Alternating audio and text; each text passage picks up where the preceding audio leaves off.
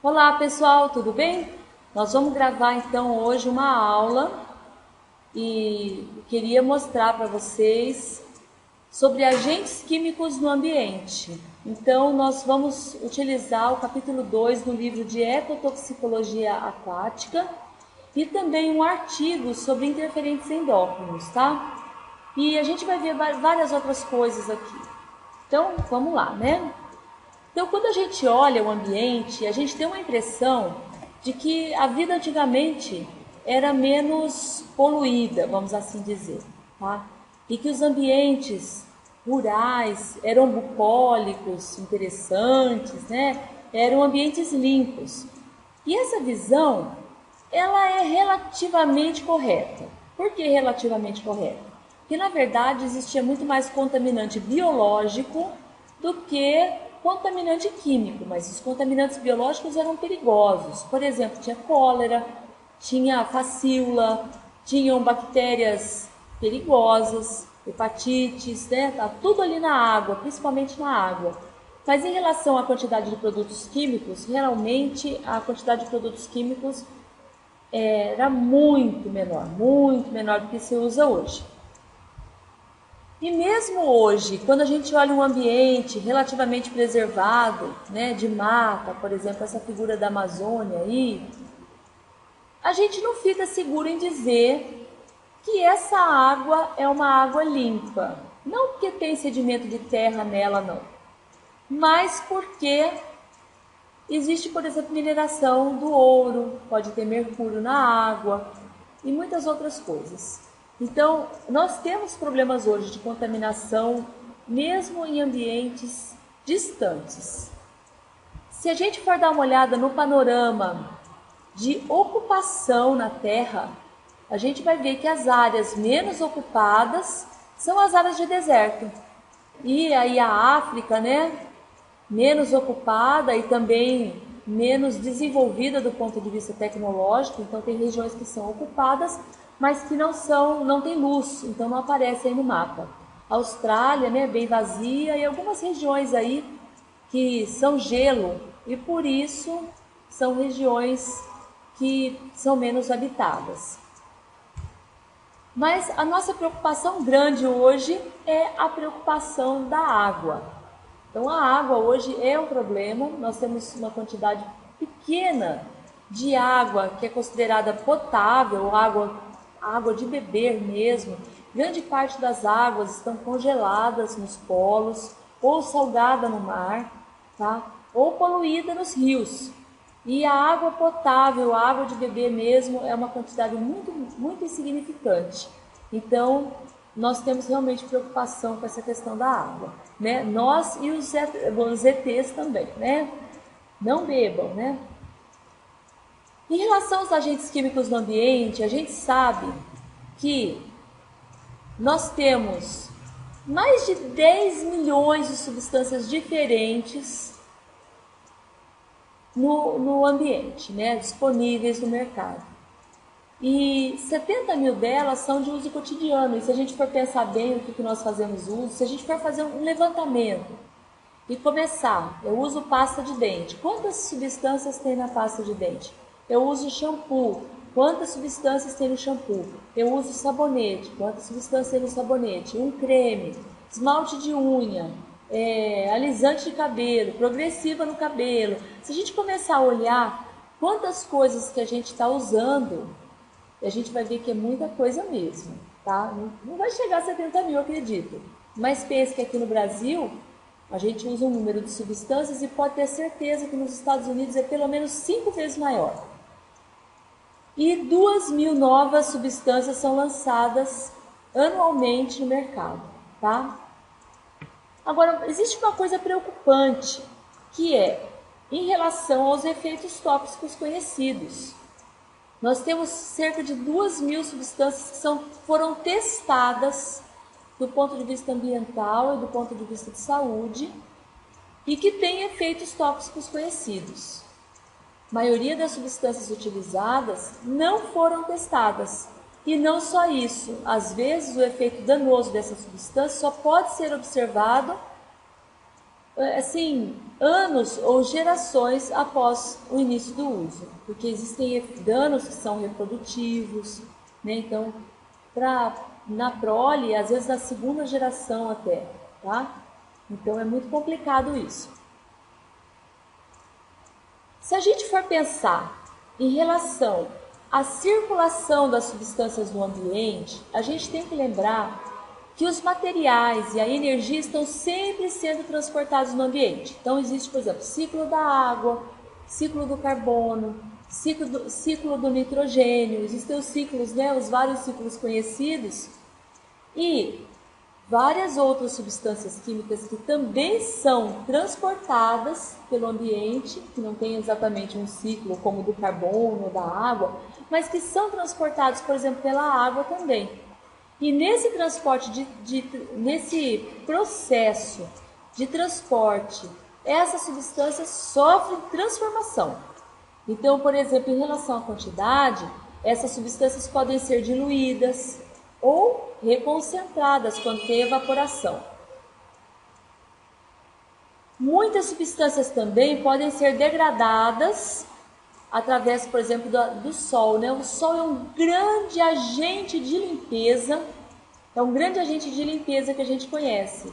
Então tem a fotodegradação provocada pelo sol e a biodegradação, que é provocada principalmente por bactérias e por fungos que vão transformar substâncias em substâncias melhores, né? Ou quebrar substâncias grandes, as moléculas grandes.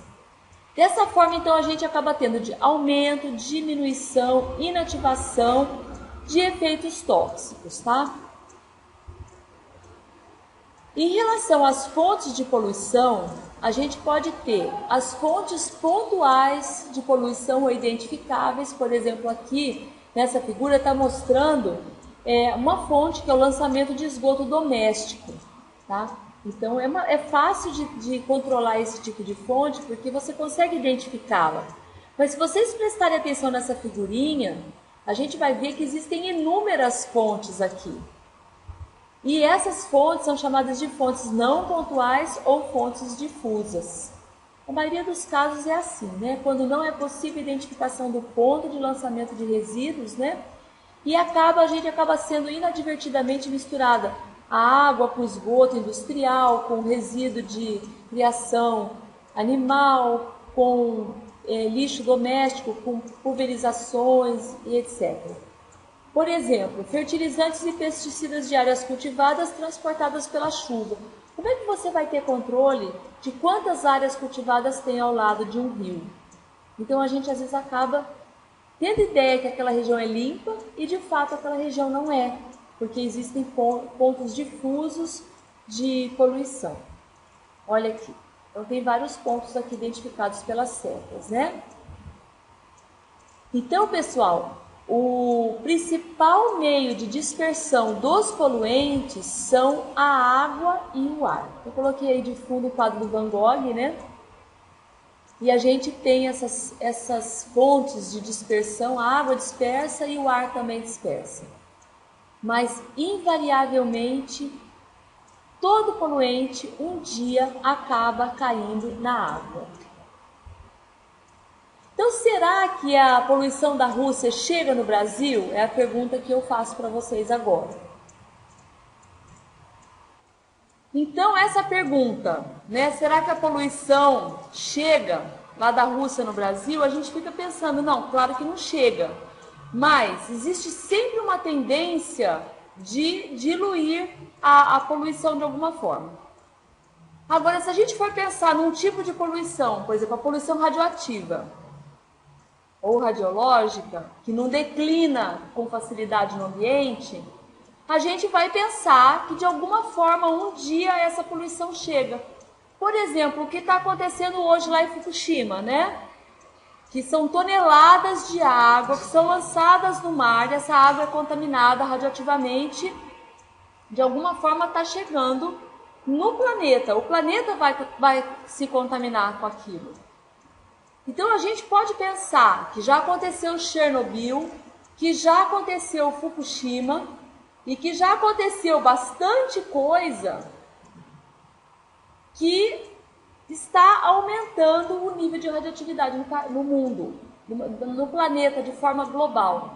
Mas é claro que essas poluições que são, por exemplo, poluição de fumaça, industrial, geralmente fica restrito ao ambiente, mas tem sempre a tendência de se espalhar, tá?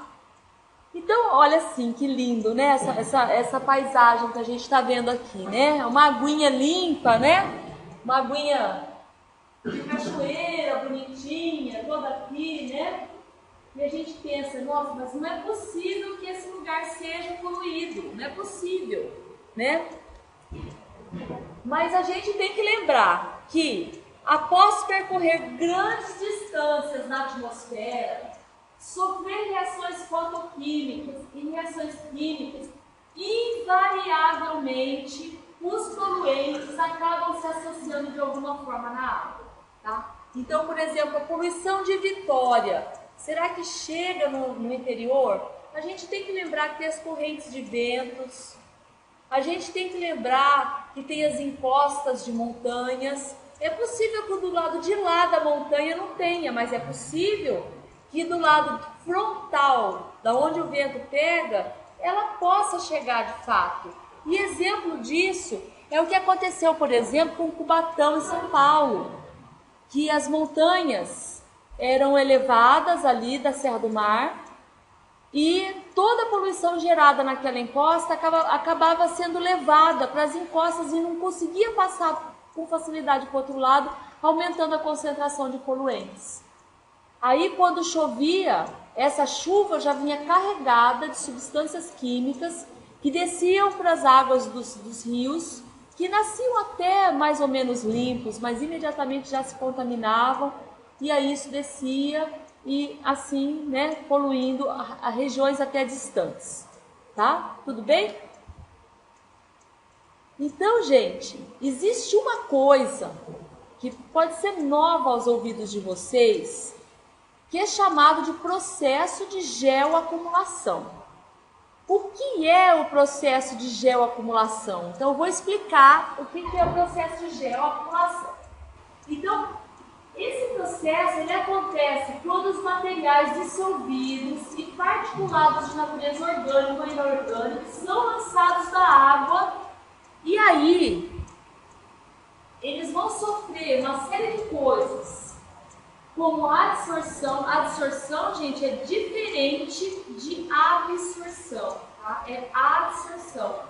O que é a adsorção? É quando uma molécula se liga à outra por afinidade, mas não precisa fazer uma reação química se transformar numa terceira substância, tá? Ela se une, mas ela é absorvida. Ela não reage quimicamente para formar uma terceira coisa. Outra coisa que acontece é a complexação, né? Várias coisas se juntando também formam compostos complexos. Essas moléculas acabam ficando pesadas e acabam precipitando no ambiente, né? Decantando, indo para os fundos e se associando aos sedimentos. O que tem nos sedimentos? Geralmente os sedimentos são formados de argilas finas, que são carregadas pela água, né? A gente lembra que a gente não tem matas ciliares. Isso vai sendo carregado e vai sedimentando no fundo das lagoas.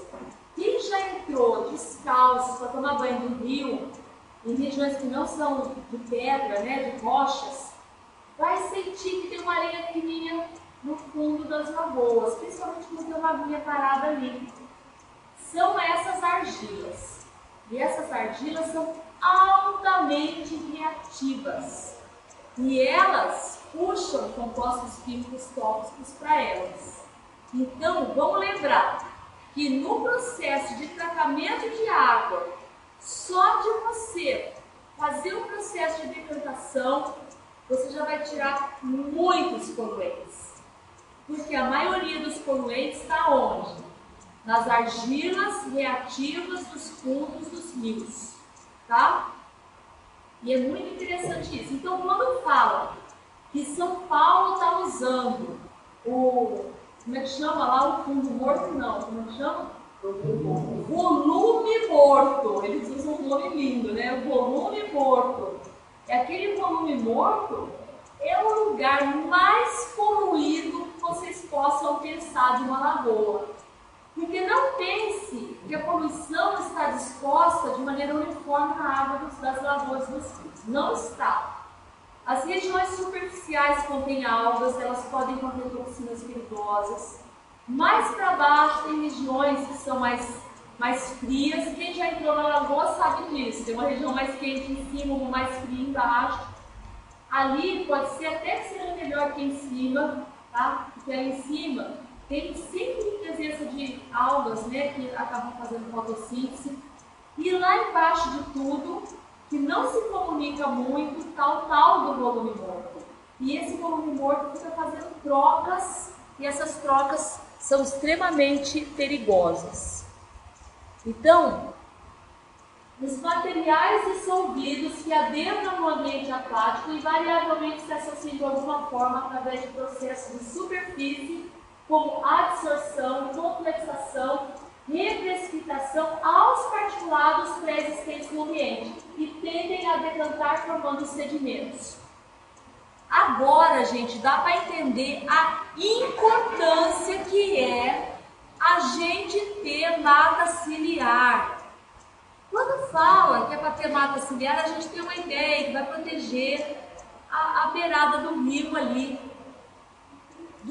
da entrada de sedimentos. A gente sabe que o sedimento ele vai assorear o rio, vai tornar o rio mais raso. Mas não é só isso, porque se eu diminuir a quantidade de sedimento, eu também vou diminuir a quantidade de substâncias que vão estar condensadas nas argilas reativas. Tá? Então, esses rios com menor quantidade de sedimentos são mais limpos mesmo. Tá? Olha, é muito sério, e vai também pedir a entrada de coisas da lavoura, de agrotóxicos que são lançados nos rios. Tá bom? Deu para alcançar alguma coisa que a gente às vezes tem uma ideia que a gente não está alcançando ainda? Vocês sentem isso? Eu, pelo menos, quando li isso a primeira vez, eu senti que eu tinha alcançado um conteúdo que não me era claro assim, da importância que é ter uma mata ciliar no rio, ali em volta do rio, né? E aí fica a pergunta: quem se alimenta de sedimentos particulados?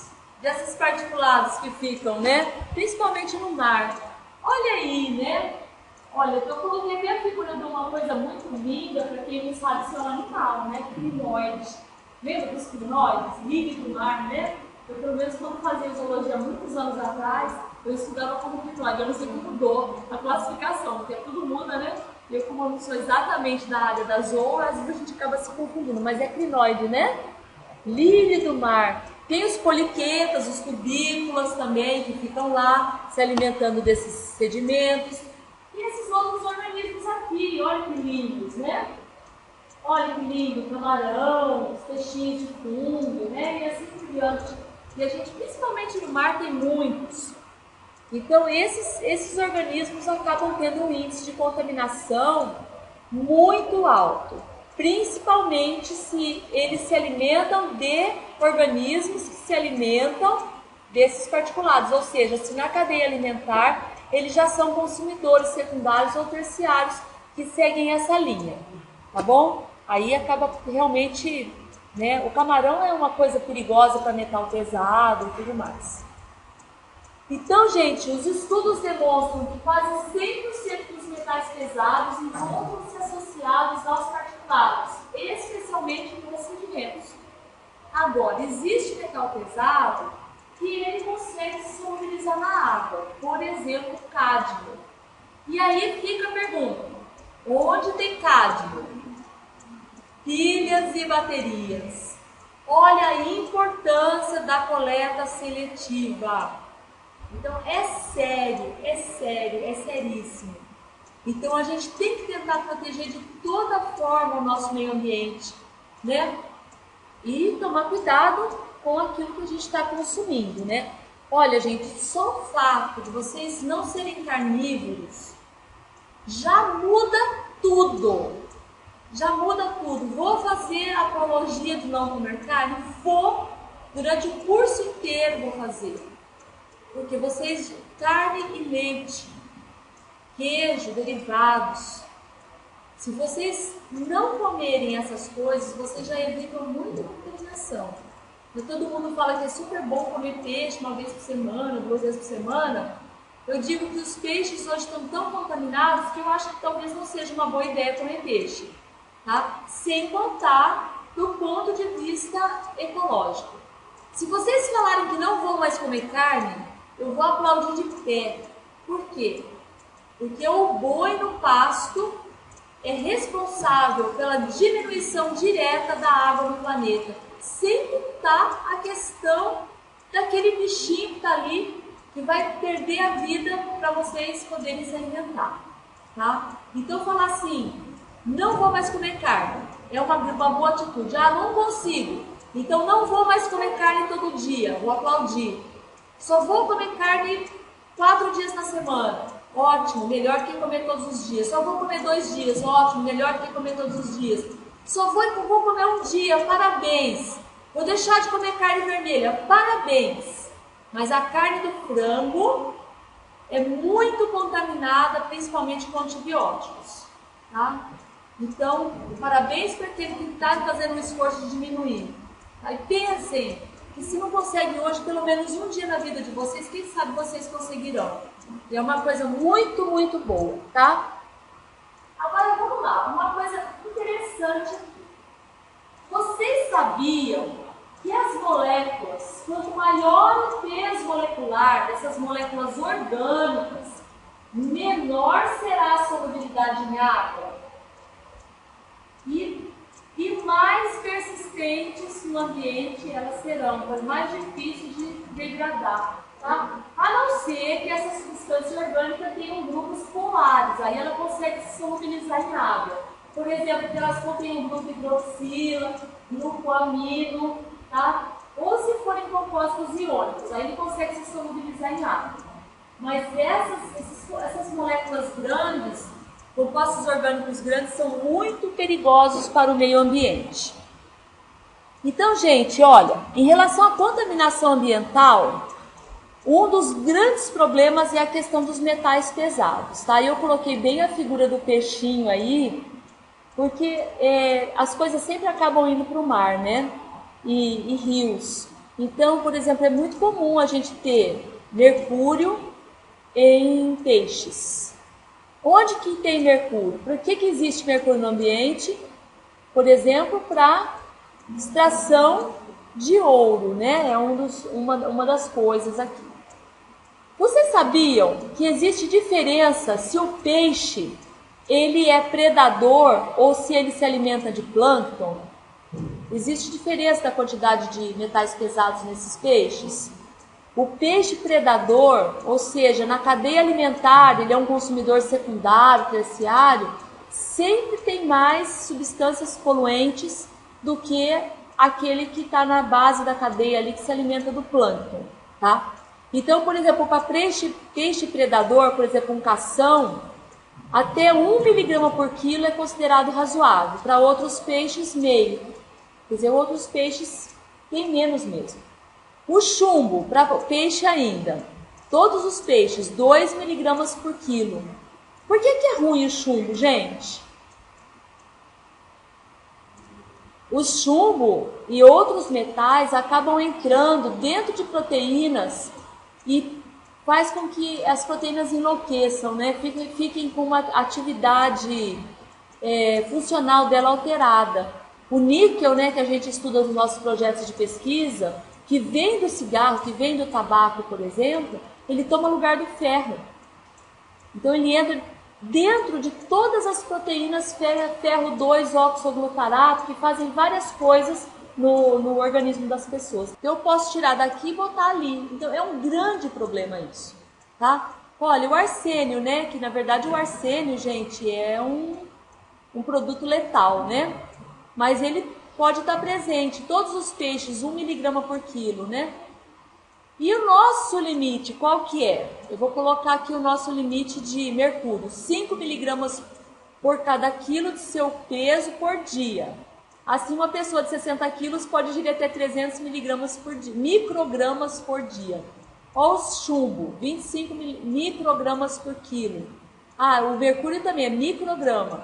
O arsênio de 0,1 a 7,20 microgramas por dia por quilo. Enfim, a gente escolhendo os alimentos, a gente vai se expondo menos, né? Eu trouxe essa figura para mostrar para vocês, porque é uma figura lá no Rio de Janeiro, perto lá do Fundão, ali da Universidade do Fundão. É um canal e é tão poluído, que foi a Petrobras, eu acho que foi a Petrobras que financiou um projeto para despoluição aqui, né? Olha só, tá aqui para vocês verem. Então, o Brasil, ele realiza a maior dragagem de produtos tóxicos do mundo. Olha como é interessante essa questão. Serão retirados 2,2 milhões de metros cúbicos de resíduo com desassoreamento de 7 quilômetros do canal. Um quarto deste material está contaminado, porque quando você faz a dragagem, você vai tirar areias, você vai tirar argilas, você vai tirar os metais, e aí fica a questão. Eu vou ter ainda, depois de dragar, separar o material contaminado do não contaminado. Porque não é todo o material que está contaminado, olha que loucura. Então, um quarto desse material está contaminado. A Petrobras também financiou com recursos de 2 bilhões a elaboração do projeto executivo da obra, tá? E no projeto foram realizados estudos detalhados do solo e análise de sedimentos em 107 pontos da região e constatou a presença de metais pesados como mercúrio, chumbo, cádmio, antimônio e outros metais. Gente, eu faço uma pergunta para vocês agora. Vão tirar lá do fundo do canal e vão colocar onde? O que eles vão fazer com isso? Uma solução possível seria imobilizar esse material e fazer uma jota, por exemplo. A jota para colocar em casas. É imobilizado ali, vai fazer tijolo. Imobilizou. Prendeu. Mas se eu falar para vocês que na Europa o amianto fez parte do cimento lá e eles hoje estão descascando as paredes para poder retirar esse material. E o material que é radioativo? Dá para imobilizar? Não, ele vai continuar emitindo radiação.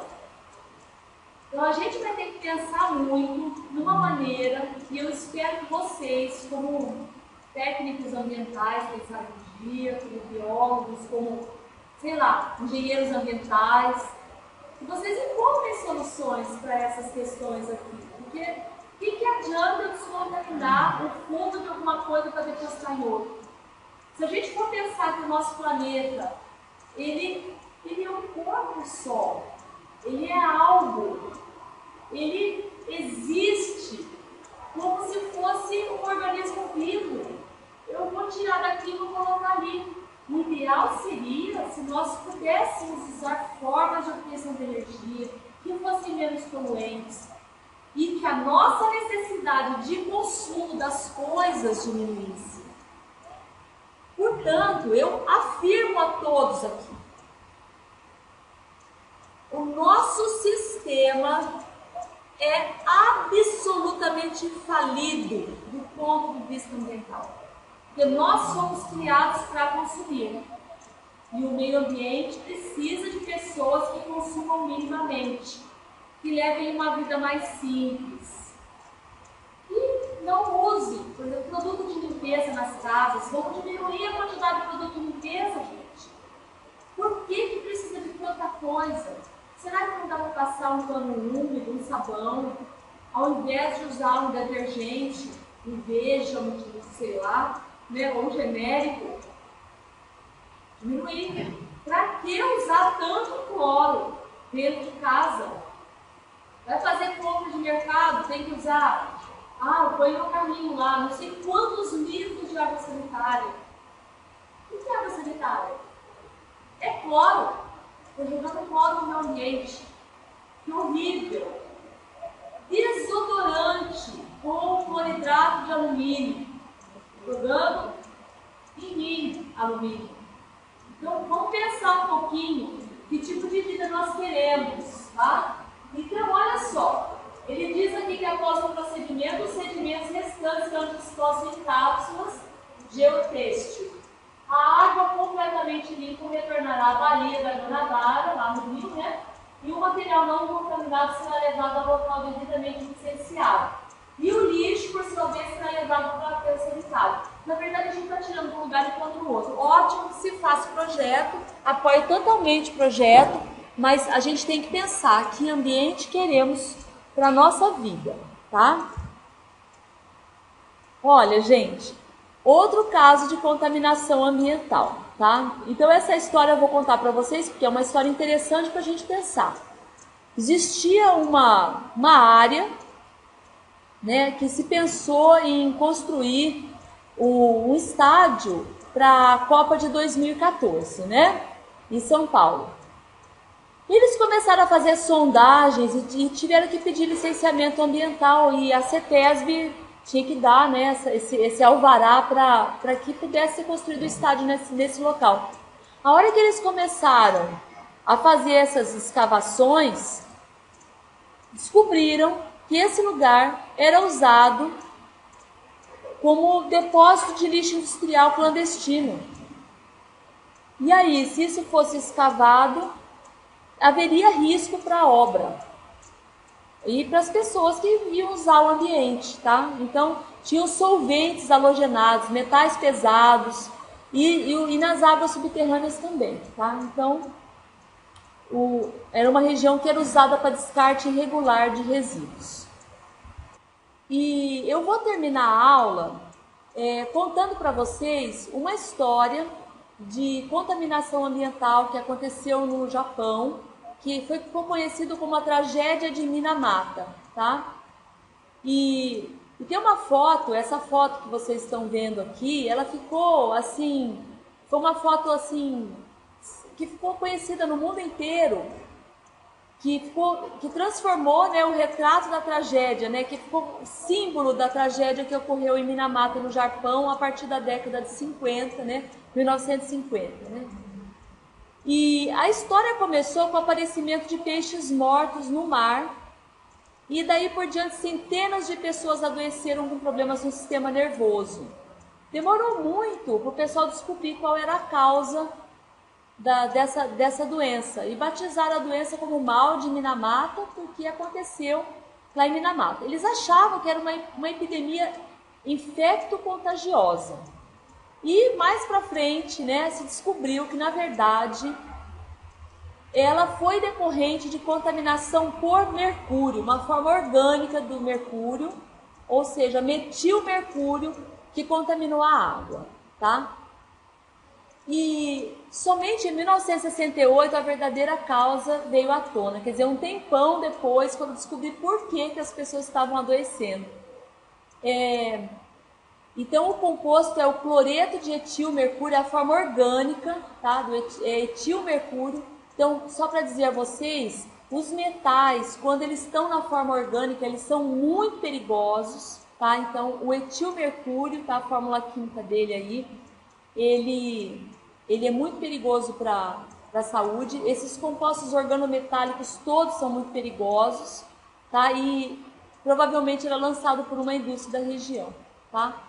Então, esses habitantes se alimentavam da pesca, dos peixes, e acabaram se contaminando, tá? E aí teve um fotógrafo americano que fez aquela foto do menino, né? Tomou com o Emura, com a mãe, com múltiplas malformações, né? Ele era totalmente... aliás, era uma menina, né? Ela era cega, surda, muda e faleceu 5 anos depois. Quer dizer, isso foi uma tragédia que aconteceu. Mas quantas tragédias ocultas estão acontecendo? E aqui a gente está tratando de um caso agudo de intoxicação. Mas nós todos no planeta sofremos de intoxicações subagudas. Quando nós comemos coisas contaminadas, quando nós tomamos água contaminada. É provável, por exemplo, que depois dessa tragédia da seca de São Paulo, apareçam casos de contaminação subaguda. As crianças, por exemplo, que foram alimentadas com água e alimentos feitos em água desse fundo morto da Cantareira aí, né? Desse resíduo, água com grandes quantidades de poluente. A gente, na verdade, não tem ideia do impacto que isso possa causar em populações. A gente não tem ideia. Isso é uma coisa absolutamente nova, porque a humanidade nunca passou por um período como esse.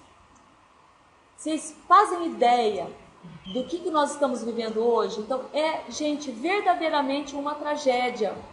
Então, quando fala da tragédia de Minamata, quando fala de outras tragédias que aconteceram no mundo, com a humanidade, a gente acha que é uma coisa muito ruim. Mas, certamente, é muito pior do que a gente possa avaliar. Tá? É muito triste mesmo, tá bom? Bom, eu vou deixar para falar dessa questão de efeitos tóxicos numa outra oportunidade, tá? Então, a parte 2 da aula que eu vou deixar para vocês aqui, a gente vai falar um pouquinho sobre efeitos tóxicos das substâncias químicas, dos elementos e das substâncias também, tá? E de como é que isso funciona no organismo. E quero deixar hoje a reflexão, né, de que forma que a gente pode estar contribuindo com um mundo mais limpo, tá? Então, só o fato da gente escolher alimentos orgânicos, exigir que a água seja limpa, de fazer pressão de toda forma para os governos, para que se exija que a água seja limpa, que as coisas tenham menor quantidade de poluentes, e atitudes ecologicamente corretas, como todas as atitudes para contribuir para esse mundo melhor. E quem sabe, né, arrumar alguma solução biotecnológica para que a gente possa ter melhores condições, tá? Então eu vou deixar isso aqui para vocês.